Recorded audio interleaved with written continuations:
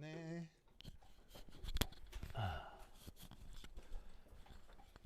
자, 봅시다.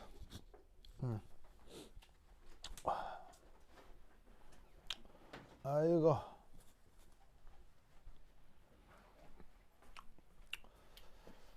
자, 다음.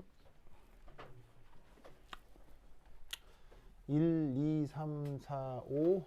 다음 여기.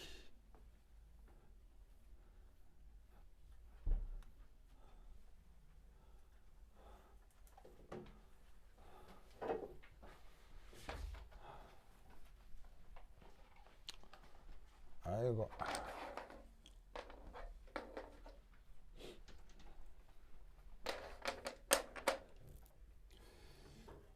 5번이 스핀이니까 6번.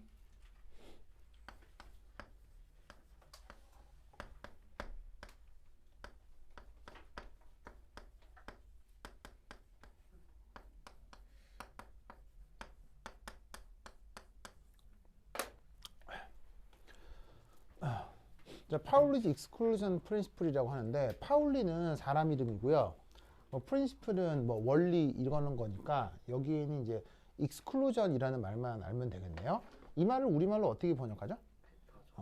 베타 이렇게 번역을 하죠. 자, 베타라는 게 무슨 뜻이에요? 네, 바로 나는 되고 너는 안 돼. 이런 말이 이제 베타죠. 그러니까 이 베타 원리라고 하는 건 바로 반드시 지켜져야 되는 원리예요.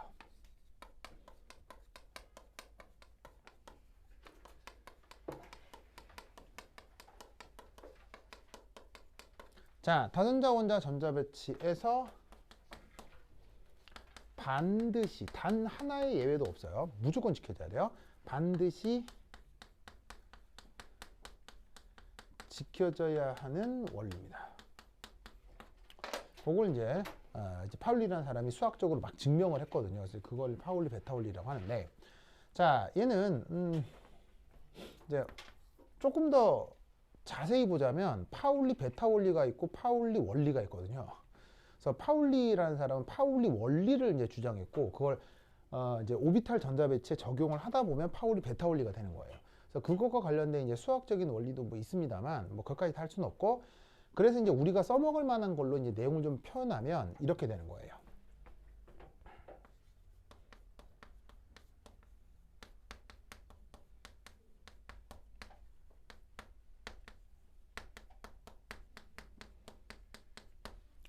자, 이 파울리 베타 원리는 누구한테 얘기를 하는 거냐면 바로 원자에 속박된 전자에 얘기를 하는 겁니다.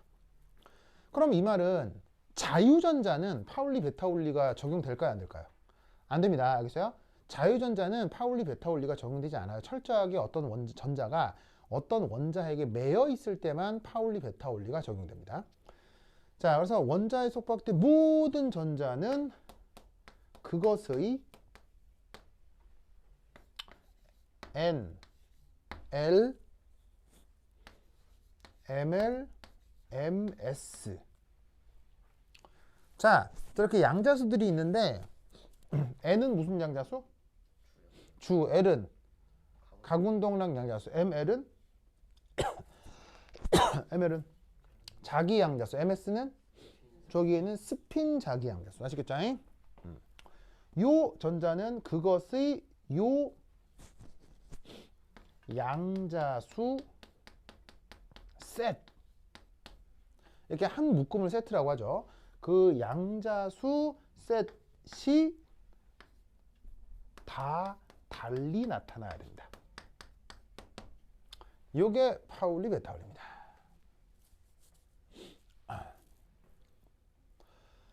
그래서 이게 조금 더 쉬운 표현으로 바꾸자면 이렇게 된다는 얘기예요. 바로 한 오비탈로 표현 가능한 전자는 최대 2개까지란 얘기예요. 그리고 전자 2개를 쌍 이라고 하는데,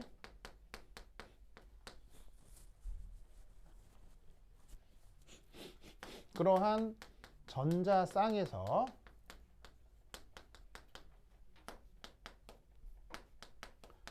전자들의 MS는 서로 달라야 합니다. 그게 여기서 어떻게 나타나냐면 이렇게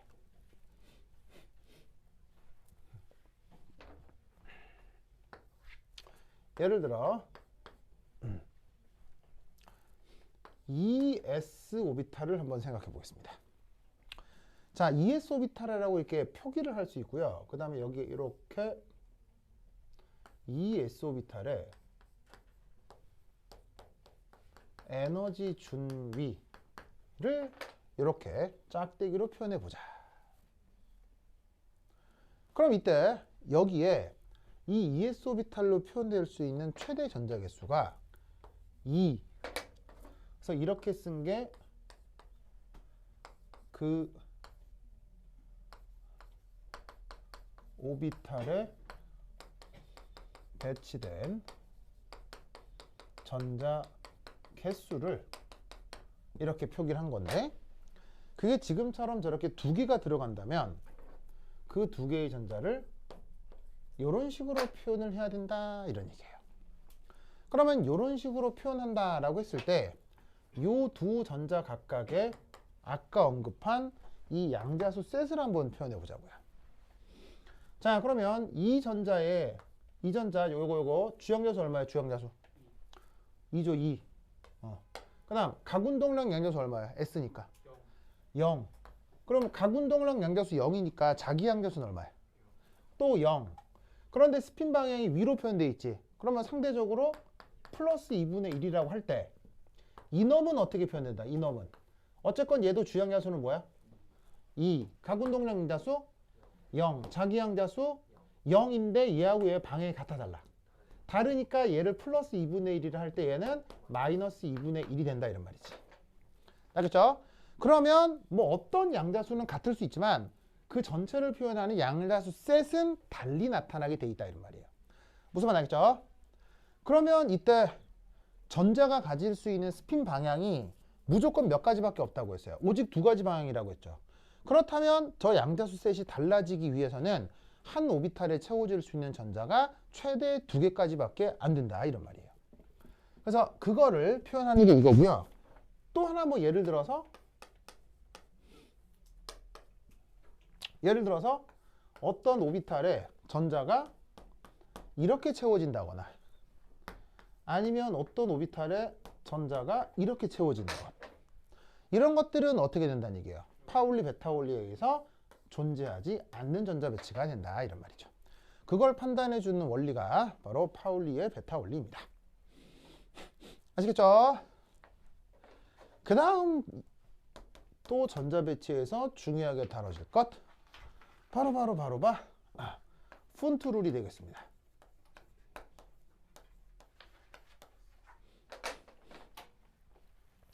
자, 아까 파울리 베타울리는 안 지키면 어떻게 돼? 안 지키면 아예 존재할 수가 없어요. 무슨 말인지 알겠어요? 안 지키면 아예 존재가 안 돼.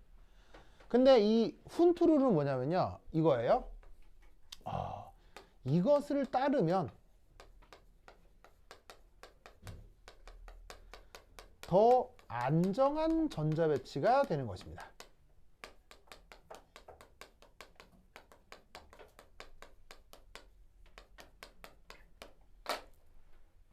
아시겠죠? 그럼 이 말은 무슨 말이냐면 푼트룰을 따르지 않는 전자 배치도 가능하다는 얘기예요? 불가능하다는 얘기예요? 이걸 위배하는 건 가능할 수 있어요. 알겠어요?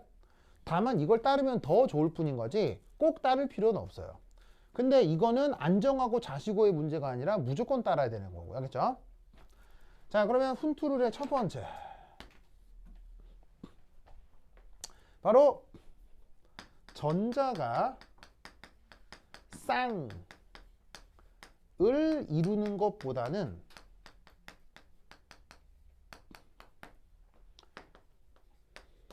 홀 전자 배치가 더 안정한 것입니다.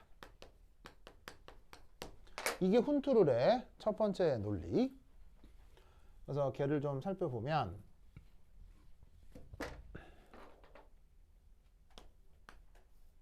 뭐 여기다 쓸까? 예를 들어서 2p 오비탈에 전자가 두 개 있다.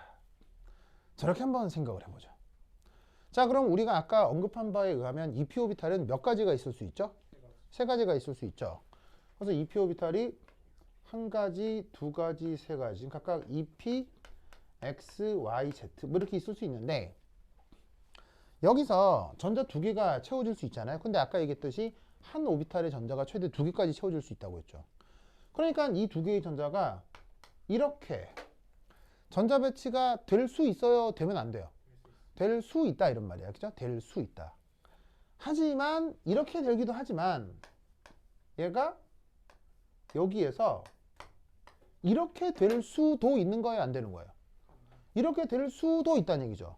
이때 얘보다는 이것이 더 안정하다 라고 얘기하는 원리인 거예요. 무슨 말 알겠죠? 이유는 뭐냐면 전자가 쌍을 이룰 때는 어디다 쓰지? 여기다 쓰자. 전자 간 여기 있으면 칸이 모자르겠네.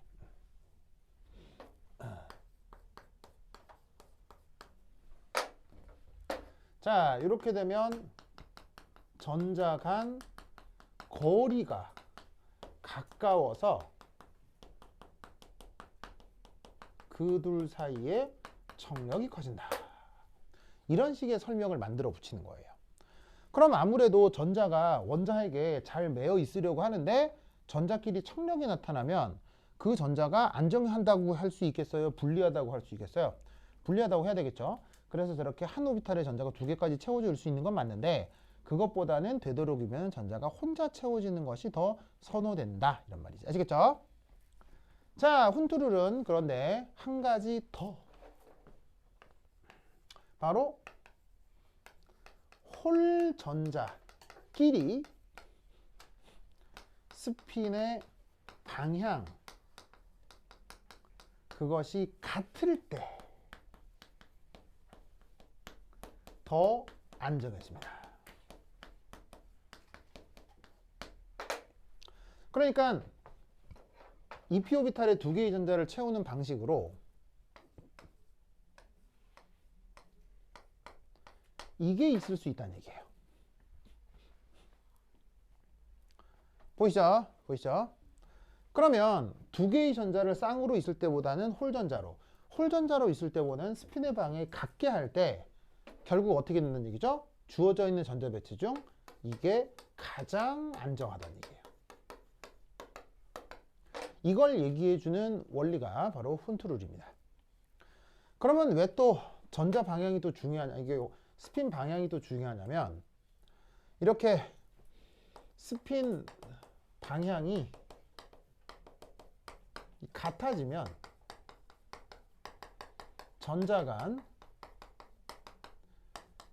자기적인 인력이 나타납니다. 그래서 전자가 스핀 방향이 같으면 서로 끌어당기는 힘이 생기기 때문에 바로 핵에 또 잘 매여 있을 수가 있어요. 그런데 저렇게 스핀 방향이 같을 때 뭐 자기적인 인력이 나타난다 안 나타난다 뭐 이런 내용은 사실은 뭐 크게 언급되지 않기 때문에 그냥 저럴 때 더 안정한 전자 배치다 라는 결론만 기억해도 상관없어요. 훈트룰 같은 경우는 이유를 굳이 설명해라 그런 게 나오지 않습니다. 그래서 저 결과를 기억하는 게 중요하니 파울리, 베타울리하고 훈트룰 저 두 개를 잘 기억해 두시기 바랍니다. 됐죠? 오케이, 됐다. 자, 그 다음 여기 줄게요. 준다. 여기 준다. 에잇.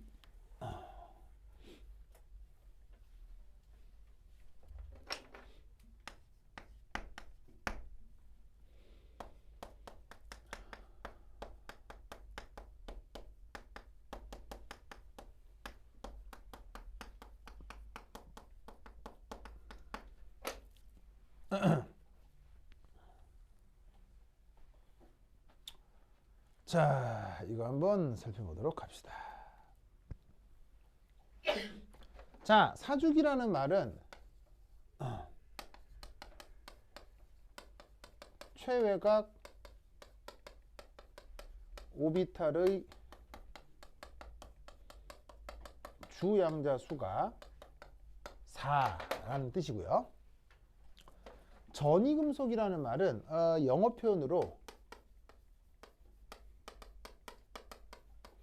트랜지션 메탈이라고 하는데, 쟤는 바로 D 혹은 F 오비탈의 부분적 전자 배치가 나타나는 원소를 전이금속이라고 합니다. 그래서 이제 뭐 부분적이다 뭐 이렇게 크게 중요한 건 아닌데, 그 뭐 보통은 D나 F의 F 오비탈에 전자가 또 완벽하게 다 채워져 버리면, 끝까지 가득 다 채워버리면, 그때는 또 이제 그 전이금속적 성격이 좀 잘 안 나타나요. 나타나는 경우도 있고 안 나타나는 경우도 있어서, 그래서 이제 전자 배치가 부분적으로 된다 이렇게 이제 표현을 하는 거예요. 그러면 아까 D 오비탈 같은 경우는 오비탈이 몇 가지가 있었죠? D 오비탈은 몇 가지가 있었어요? 5가지가 있었잖아요. 그럼 한 오비탈에는 전자가 몇 개까지 채워진다고요? 2개까지 채워지니까 D 오비탈이 포함할 수 있는 전자는 총 몇 개라는 얘기예요? 총 10개라는 얘기죠. 그러니까 쉽게 얘기하면 D 오비탈의 전자가 10개로 다 채워지면 이때는 또 전이금속의 성격이 잘 안 나타날 수 있어요. 그런 경우 말고 10개까지 채워질 수 있으니까 전자 배치가 하나이거나 9개이거나 그 중간에 전자 배치를 가질 때, 그럴 때를 우리가 전이금속이라고 하는 거예요. 무슨 말인지 알겠죠? 근데 이 정의는 명확하게 들어맞는 정의가 아니에요. 때로는 되게 좀 애매할 수 있어요. 그렇죠? 애매할 수 있어요. 그래서 이제 명확한 건 아닌데 보통 그렇다. 그럼 이때 이 전이금속의 전자 배치할 때 이제 우리가 어떤 것을 한번 생각해 보아야 되느냐. 바로 첫 번째 1.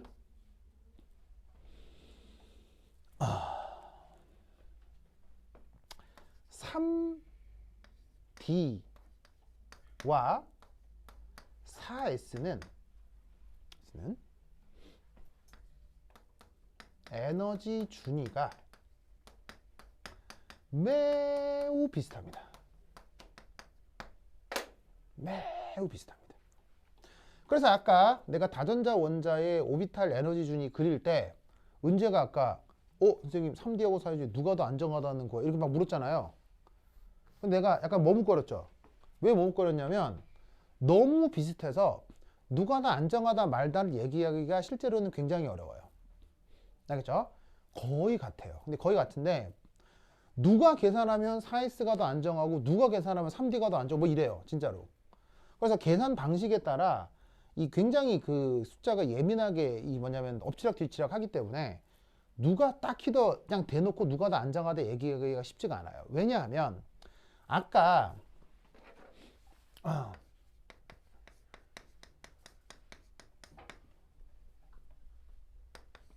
다전자 원자 전자의 에너지 준위가 어떻게 된다고 했었냐면 바로 주양자수가 커져도 에너지가 상승을 하는데 각운동량 양자수가 커져도 에너지가 상승한다고 했죠. 그러면 주양자수가 됐건 각운동량 양자수가 됐건 작을수록 안정하다는 얘기죠. 거꾸로. 그럼 잘 봐. 3D하고 4S에서 주양자수만 넣고 보면 주양자수 누가 더 안정해야 돼? 주양자수만 넣고 보면 3하고 4 중에 주양자수가 누가 더 작아? 3도 작잖아. 그러니까 주양자수만 넣고 보면 누가 더 안정해야 돼? 얘가 더 안정해야 돼. 근데 D는 각운동량 양자수가 얼마야? D는 각운동량 양자수가 얼마야? 얼마예요? 4요? 2. S는 얼마야? 0. 무슨 말 알겠죠? 그러면 이때는 L이 2고 L이 여기니까 이때는 L 관점에서 보면 누가 더 안정해야 돼? 얘가 더 안정해야 되는 거야. 무슨 말인지 알겠어요? 그러니까 이 두 개의 효과가 지금 서로 협동적이에요? 서로 충돌해요? 서로 충돌하죠? 그러니까 또 결론적으로 또 애매하게 비슷해지는 거예요. 무슨 말인지 알겠죠? 그러니까 이런 경우가 판단하기가 쉽지 않다는 얘기죠. 무슨 말인지 알겠죠? 알겠죠? 그렇다면 이런 경우는 이론적으로 판단하기 어려운 경우는 결국 뭘 따를 수밖에 없어요. 이론적으로 판단하기 어려운 경우는 결국 누구를 따라갈 수밖에 없어요. 실험 데이터 아시겠죠? 그래서 어떻게 되냐면 이건 좀 계산으로 판단하기가 쉽지 않은데 그럼 그런 경우는 두 번째 그런데 실제적으로는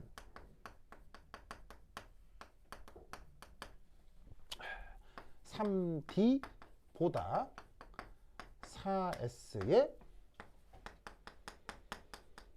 우선적으로 전자 배치가 되는 것입니다.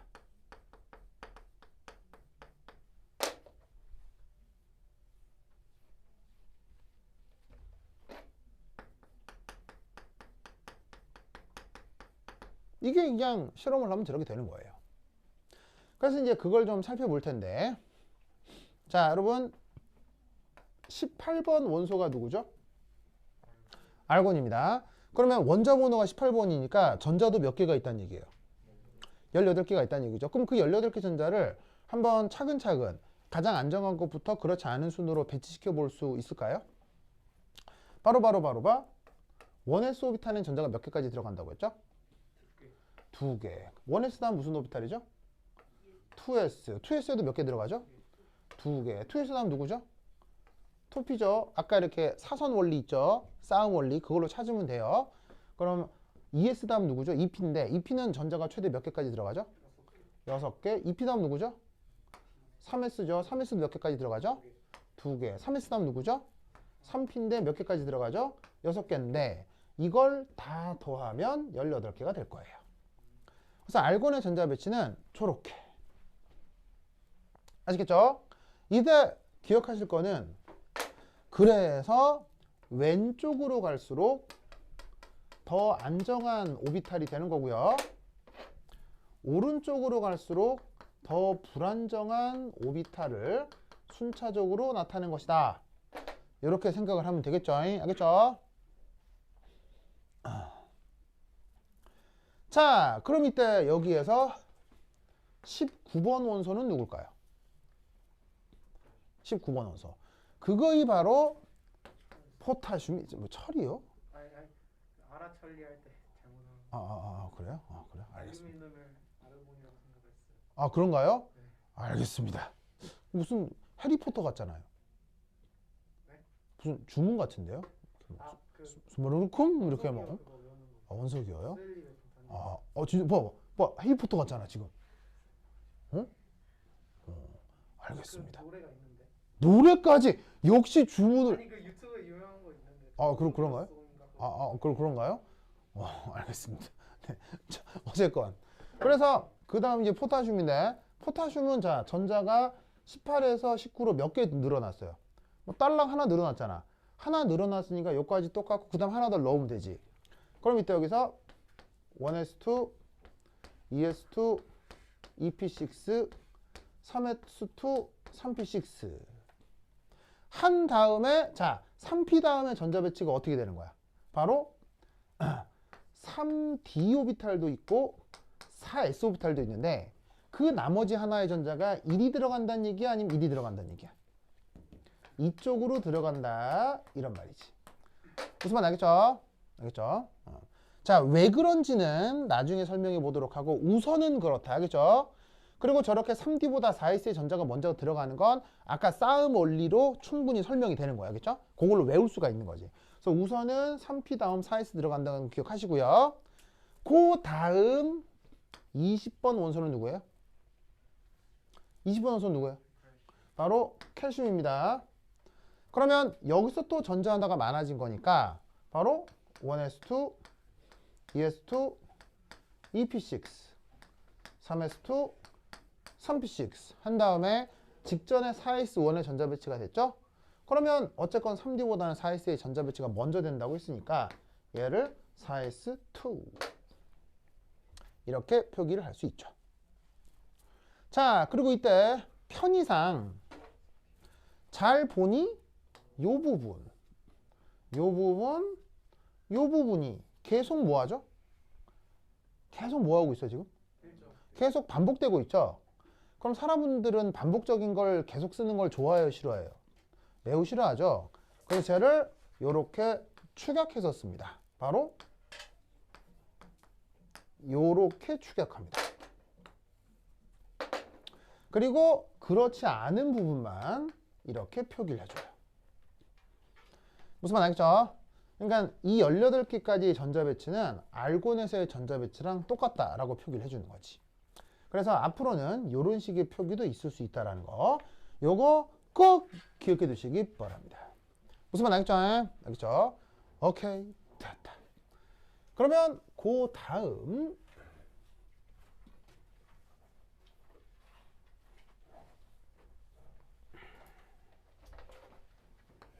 세 번째 3D 보다 4S에서 침투 효과가 강하게 나타난다.